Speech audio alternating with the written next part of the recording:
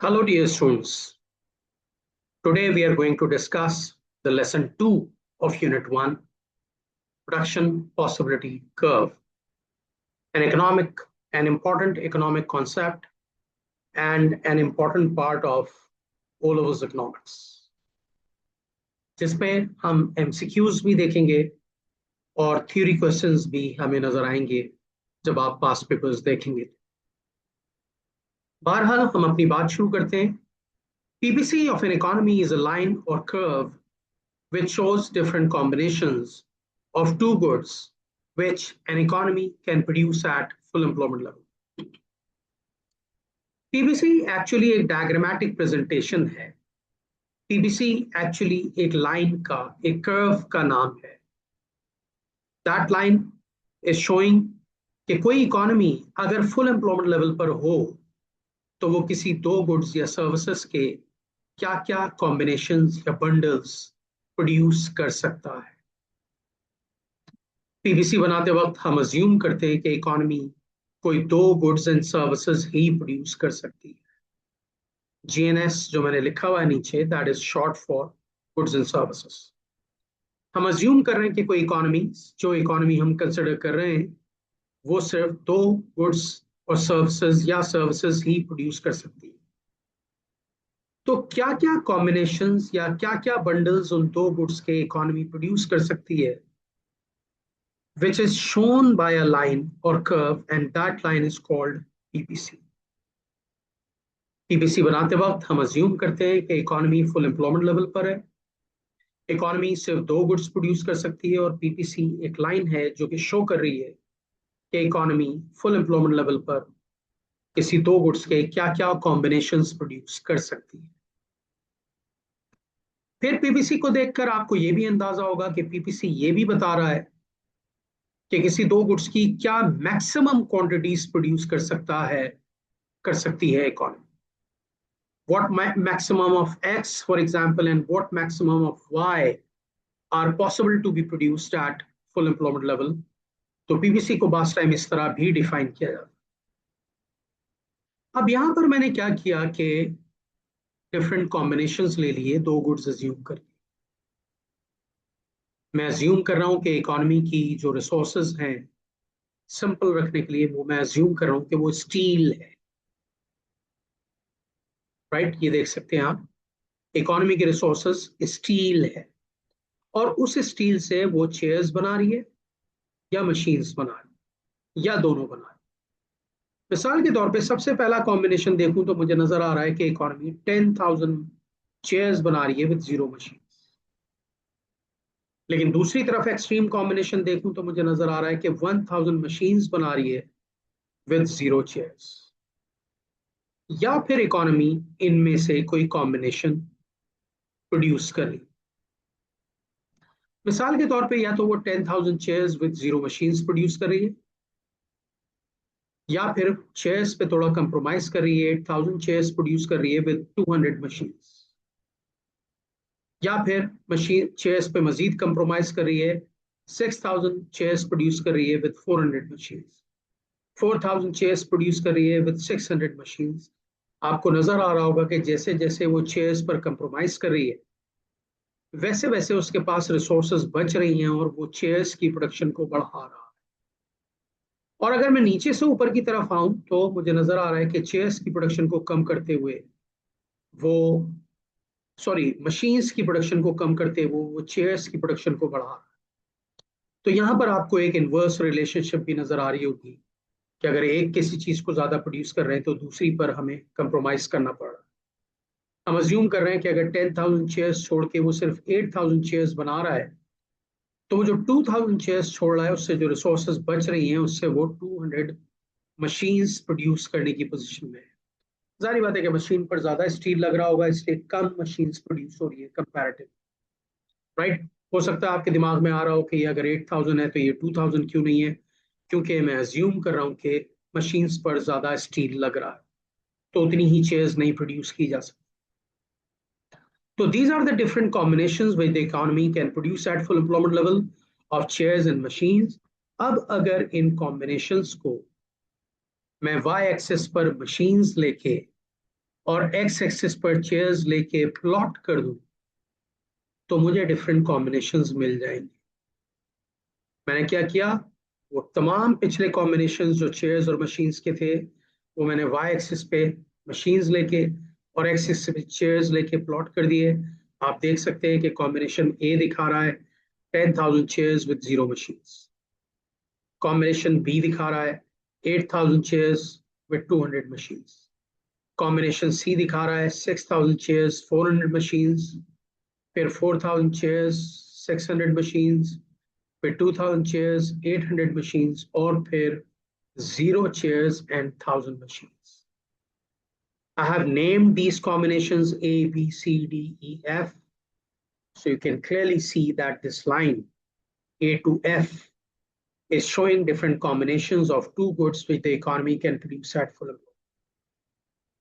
So these combinations A, B, C, D, E, F, जब उनको मैंने एक लाइन से ज्वाइन कर दिया तो that line or curve is referred as production possibility curve of the economy,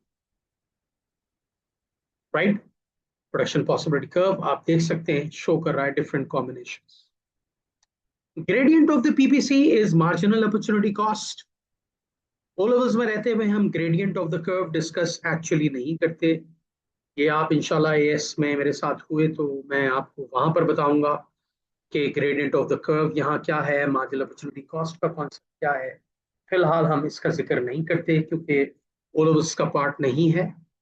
तो हमने बहरहाल ये देखा कि PPC is a line which shows different combinations of two goods which the economy can produce at full employment. अब एक खास बात यह है जो कि आगे लिखी हुई है कि we can see that PPC is a downward sloping line which indicates towards inverse relationship between the two goods. क्या मतलब, आप यहाँ हर जगह देख सकते हैं कि फॉर एग्जांपल अगर इकोनॉमी कॉम्बिनेशन बी से सी की तरफ जा रही है तो मशीन्स की प्रोडक्शन तो 200 से बढ़ रही है लेकिन चेयर्स की प्रोडक्शन 2000 से कम हो रही है। अगर सी से डी पर जा रही है तो मशीन्स की प्रोडक्शन तो 200 से फर्दर बढ़ रही है लेकिन चेयर्स को फर्दर कंप्रोमाइज करना पड़ रहा है। उसकी वजह यह है कि इकोनॉमी की रिसोर्सेज स्केर्स हैं, लिमिटेड हैं, फाइनाइट। ऐसा पॉसिबल नहीं है कि दोनों ही चीजों की प्रोडक्शन को एक साथ बढ़ाया जा सके फुल एम्प्लॉयमेंट लेवल।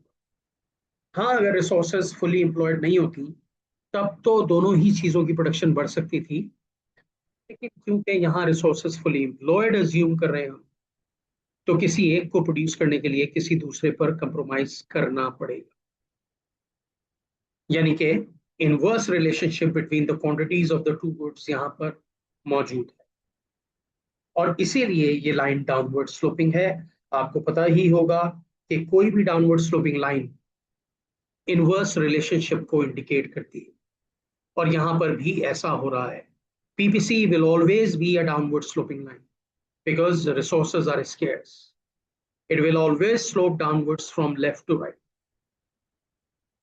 ठीक है, फिर मैंने PPC की एक और डेफिनेशन लिख दी कि PPC can also be defined as a line which shows opportunity cost of producing one good in terms of another. क्या ऐसा हो नहीं रहा? डायग्राम पे देखें, अगर C से D पर जा रहे हैं हम, इकोनॉमी पहले C कॉम्बिनेशन पर प्रोड्यूस कर रही थी, अब वो D कॉम्बिनेशन पर प्रोड्यूस कर रही है, तो उससे 200 एडिशनल मशीन्स तो प्रोड्यूस हो रही हैं लेकिन उसकी अपॉर्चुनिटी कॉस्ट क्या है, 2000 चेयर्स। इन 200 मशीन्स को प्रोड्यूस करने के लिए 2000 चेयर्स छोड़नी पड़ रही। That's why PPC is also defined as a line which shows opportunity cost of producing one good in terms of energy. ठीक है, पीपीसी आमतौर से आउटवर्ड बल्जिंग बनता है। ये जो मैंने आपको स्ट्रेट लाइन दिखाया हुआ है ये पहली दफा हम जरूर बनाते हैं स्टूडेंट्स को पीपीसी के कॉन्सेप्ट को क्लियर करने के लिए, लेकिन रियल लाइफ में और आप आगे जाके एएस में शेप्स ऑफ द पीपीसी जब पढ़ेंगे तो वहां पर आप ये देखेंगे कि पीपीसी यूजुअली इस तरह गोल बनता है, आउटवर्ड बल्जिंग बनता है। ठीक है, अब आपको नजर आ रहा होगा कि बी सी डी कॉम्बिनेशन पर जो थिक लाइन है that is the PPC of the economy in this case and it is downward sloping, you can see. And this is also referred as potential output of the economy. क्योंकि potential का यही तो मतलब होता है ना कि आप अपने फुल पोटेंशियल पर क्या प्रोड्यूस कर सकते हैं। तो ऑब्वियसली ये फुल पोटेंशियल है इकोनॉमी का। तो पीपीसी को हम ज्यादातर बोलते हुए potential output of the economy बोल रहे होते हैं। तो BCD is showing the potential output of the economy, which means that at potential output at full employment level, economy can either produce at combination B or C or D. लेकिन एक combination show कर रहा है कि economy की resources अभी fully employed नहीं है। यानी कि मैं कहना ये चाह रहा हूं कि अगर पॉइंट पीपीसी के अंदर हो कहीं, तो इसका मतलब ये है कि actual output is below potential output. Economy अभी फुल एम्प्लॉयमेंट लेवल पर नहीं प्रोड्यूस कर रही, इकोनॉमी में रिसोर्सेज अनएम्प्लॉयड हैं। ए से सी तक का गैप अनएम्प्लॉयमेंट को इंडिकेट कर रहा है। और ये भी शो कर रहा है कि कॉम्बिनेशन ए प्रोडक्टिवली इनएफिशिएंट है, क्योंकि रिसोर्सेज अनएम्प्लॉयड हैं, इकोनॉमी अभी इनएफिशिएंट है।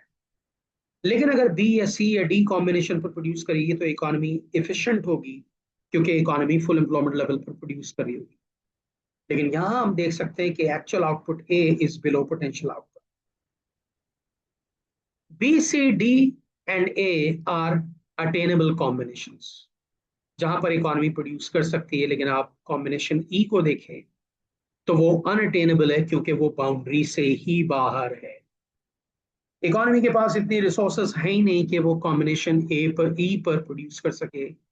तो E is an unattainable combination, जबकि B C D is attainable, A is also attainable, but A is showing underutilization of resources. A is showing that unemployment is existing in the economy. ठीक है, आगे बढ़ते हैं। इसके बाद हम discuss करते हैं कि किसी इकोनॉमी का पोटेंशियल बढ़ता क्यों है और पोटेंशियल बढ़ने की वजह से पीपीसी आउटवर्ड कैसे शिफ्ट हो।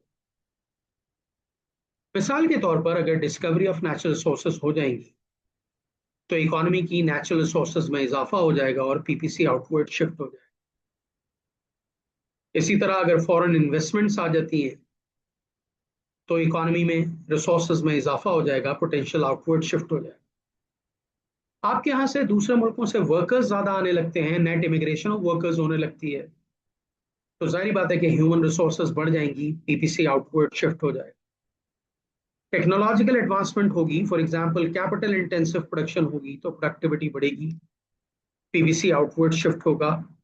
वर्कर्स को ट्रेन करेंगे तब भी प्रोडक्टिविटी बढ़ेगी, बेटर मैनेजमेंट ऑफ रिसोर्सेज करेंगे तब भी प्रोडक्टिविटी बढ़ेगी। और इन तमाम फैक्टर्स की वजह से इकोनॉमी का पोटेंशियल बढ़ेगा और पीपीसी आपको आउटवर्ड शिफ्ट होता हुआ नजर आए। जबकि ये ऑपोजिट सिनेरियो है कि पोटेंशियल कम क्यों होता है, उसकी रीजंस लिखी हुई है। और जाहिर बात है कि जब पोटेंशियल कम होगा तो पीपीसी इनवर्ड शिफ्ट होगा। और उसमें क्या क्या आ रहा है, डिप्लीशन ऑफ नेचुरल रिसोर्सेज। सारी बात है कि जब किसी इकोनॉमी की नेचुरल रिसोर्सेज एग्जॉस्ट हो जाएंगी तो पोटेंशियल कम हो जाएगा। फ्लाइट ऑफ कैपिटल कहते हैं कि आपके मुल्क से लोग पैसा निकालना शुरू कर दें, तो अगेन उससे भी आपका पोटेंशियल कम होगा। आपके मुल्क से वर्कर्स एमिग्रेट करना शुरू कर दें, यानी कि जाना शुरू कर दें, उससे भी पोटेंशियल कम होगा। आपका कैपिटल मशीन्स वगैरह डिप्रिशिएट हो जाए, पुरानी हो जाए, वेयर एंड टीयर हो जाए, उनकी प्रोडक्टिविटी डिक्लाइन हो जाए, उसकी वजह से भी पोटेंशियल कम होगा। ब्रेन ड्रेन कहते हैं मुल्क के काबिल लोगों के मुल्क से बाहर चले जाने को, साइंटिस्ट वगैरह। तो अगर ब्रेन ड्रेन होगा तो पोटेंशियल कम होगा, पीपीसी इनवर्ड शिफ्ट होगा। और अगर कोई नेचुरल डिजास्टर आ जाएगी, कोई वॉर हो जाएगी, तब भी पोटेंशियल इकोनॉमी का कम होगा और पीपीसी इनवर्ड शिफ्ट हो जाएगा। ठीक है, तो ये हैं रीजंस आउटवर्ड और इनवर्ड शिफ्ट होने की। अब मैं डायग्रामेटिकली आपको दिखा दूं। पहला केस दिखा रहा है कि पीपीसी आउटवर्ड शिफ्ट हो रहा है। ओरिजिनल पीपीसी ए बी था, न्यू पीपीसी सी डी है, पोटेंशियल आउटवर्ड शिफ्ट हो रहा है। जबकि इस केस में पोटेंशियल इनवर्ड शिफ्ट हो रहा है, यानी यहाँ पीपीसी आउटवर्ड शिफ्ट हो रहा है पहले डायग्राम में, सेकंड डायग्राम में पीपीसी इनवर्ड शिफ्ट होते हुए दिखाया मैंने। जाहिर बात है कि डायग्राम 1 में पोटेंशियल बढ़ रहा है, इकोनॉमी का रिसोर्सेज बढ़ रही होंगी या क्वालिटी ऑफ रिसोर्सेज बढ़ रही होंगी। यहाँ क्वांटिटी या क्वालिटी ऑफ रिसोर्सेज कम हो रही होगी तो पोटेंशियल कम हो रहा है, पीपीसी इनवर्ड शिफ्ट कर। फिर मैंने पिवटल शिफ्ट और बायलेटरल शिफ्ट भी दिखा दिया। ये पहला दिखा रहा है पिवटल शिफ्ट। आप देख सकते हैं कि ए पॉइंट पर से पीपीसी वहीं का वहीं है, जबकि बी से सी पर रोटेट कर रहा है, जो कि इस चीज को इंडिकेट कर रहा है कि एक्स का पोटेंशियल तो बढ़ रहा है लेकिन वाई का पोटेंशियल वहीं का। हो सकता है कि जो रिसोर्सेज एक्स से सूटेबल हों, एक्स के लिए सूटेबल हों, उनकी क्वांटिटी या क्वालिटी में इजाफा हो, जबकि वाई की रिसोर्सेज उतनी की उतनी है। सेकेंड डायग्राम देखें, आपको नजर आ रहा होगा कि ओरिजिनल पीपीसी हमारी रेड लाइन है, लेकिन फिर वो पीपीसी शिफ्ट हो गया ब्लू लाइन पर, जो कि इस चीज को इंडिकेट कर रहा है कि वाई का पोटेंशियल कम हो रहा है और एक्स का पोटेंशियल कम। क्योंकि आप देख सकते हैं कि ओरिजिनल पीपीसी ए भी था, अब सी डी है, ए से सी पर आ रहा है, तो इसका मतलब है पोटेंशियल कम हो रहा है वाई का, और एक्स का पोटेंशियल बढ़ रहा है, पीपीसी अपवर्ड शिफ्ट हो रहा है। तो इस तरह से हम इनवर्ड्स और आउटवर्ड शिफ्ट्स वगैरह डायग्रामेटिकली दिखाएंगे। आई होप कि ये चीज क्लियर हुई हो। फिर हम ये बात करते हैं कि किसी भी इकोनॉमी का पीपीसी इनवर्ड शिफ्ट करेगा या आउटवर्ड शिफ्ट, वो इस चीज पर भी डिपेंड करता है कि वो अपनी रिसोर्सेज करंटली कहाँ एलोकेट कर रहा है। एफिशिएंट यूजर्स की तरफ यूटिलाइज करेगा तो पोटेंशियल बढ़ेगा, इनएफिशिएंट यूजर्स की तरफ लगाएगा तो पोटेंशियल कम हो। जैसे फॉर एग्जांपल अगर मैं कॉम्बिनेशन ए की बात करूं, तो ये इकोनॉमी वो है, फॉर एग्जांपल अगर कोई इकोनॉमी कॉम्बिनेशन ए पर प्रोड्यूस कर रही है, तो होगा ये कि इसका मतलब है कि कैपिटल गुड्स बहुत कम प्रोड्यूस हो रहे हैं 200, कंज्यूमर गुड्स बहुत ज्यादा प्रोड्यूस हो रहे हैं, कंज्यूमर गुड्स पे फोकस बहुत ज्यादा है, कंज्यूमर गुड्स नॉन प्रोडक्टिव हैं, फर्दर कुछ नहीं प्रोड्यूस करते। तो अगर बहुत ज्यादा फोकस कंज्यूमर गुड्स पर रहेगा और कैपिटल गुड्स इनफ नहीं प्रोड्यूस होंगे, तो ठीक है, स्टैंडर्ड ऑफ लिविंग तो हाई होगा, लेकिन कंज्यूमर गुड्स पे बहुत ज्यादा फोकस करने की वजह से पोटेंशियल कम होने के चांसेस मौजूद हैं, और हो सकता है कि पीपीसी इनवर्ट शिफ्ट हो जाए। हम यहाँ अज्यूम कर रहे हैं कि कंट्री ट्रेड नहीं कर रही, राइट? अगर ट्रेड कर रही होती तो वो कंज्यूमर गुड्स एक्सपोर्ट करती, कैपिटल गुड्स इंपोर्ट कर लेती, ठीक है ना? लेकिन हम अज्यूम कर रहे हैं कि यहाँ कोई ट्रेड नहीं हो रहा, तो ऐसी सूरत में अगर आप कंज्यूमर गुड्स पे बहुत ज्यादा फोकस करते हैं, तो आपका पोटेंशियल लॉन्ग रन में कम हो जाए। जबकि ऑपोजिट होगा अगर इकोनॉमी कॉम्बिनेशन बी पर प्रोड्यूस कर रही होगी, क्योंकि उसका मतलब ये है कि कैपिटल गुड्स बहुत ज्यादा प्रोड्यूस हो रहे हैं, कंज्यूमर गुड्स बहुत कम प्रोड्यूस हो रहे हैं। कैपिटल गुड्स ज्यादा प्रोड्यूस करने से जारी बात है इकोनॉमी की रिसोर्सेज बढ़ेंगी, क्योंकि कैपिटल गुड्स खुद रिसोर्सेज हैं, तो रिसोर्सेज बढ़ेंगी और इकोनॉमी का पोटेंशियल बढ़ेगा, पीपीसी आउटवर्ड शिफ्ट हो। ठीक है, तो किसी भी इकोनॉमी का पीपीसी आउटवर्ड शिफ्ट होगा या इनवर्ड शिफ्ट होगा, वो इस चीज पर भी डिपेंड करता है कि वो अपनी रिसोर्सेज को एफिशिएंटली यूटिलाइज कर रहा है या नहीं कर रहा।